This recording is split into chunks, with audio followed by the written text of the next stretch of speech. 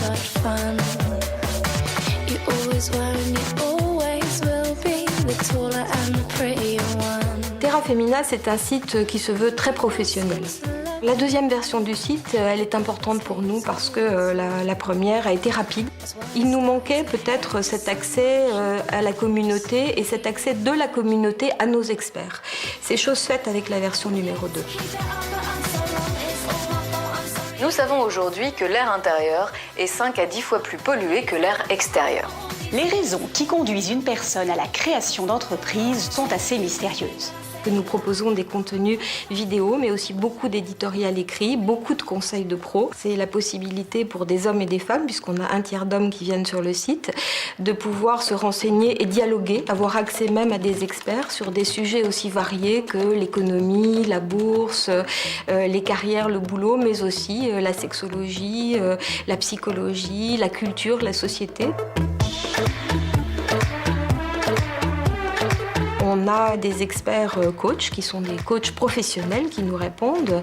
On a Jean-Pierre Lavoignat qui parle du cinéma parce qu'il a fait ça toute sa vie. On a une Yolène Delabine, quand elle parle d'écologie, elle sait de ce dont il s'agit puisqu'elle a créé Néoplanète. On a eu Isabelle Giordano qui nous donnait des conseils sur la consommation. Yamina Benguigui interviewe des femmes connues et pas connues qui sont des femmes engagées. Tout est gratuit sur le site, bien évidemment.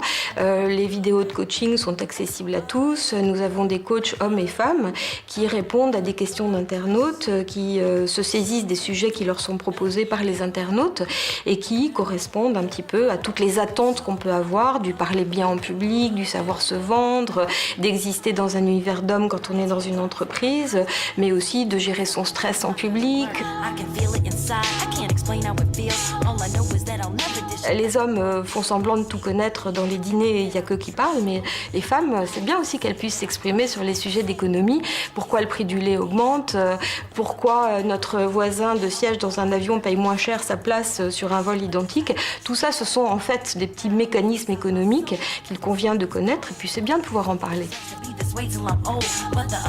On essaye d'être à l'écoute de nos internautes et quels sont leurs problèmes, quelles sont leurs attentes, quelles sont leurs angoisses et aussi quelles sont leurs joies et comment on peut leur donner du divertissement, du bon temps et en même temps des conseils pratiques, du net malin.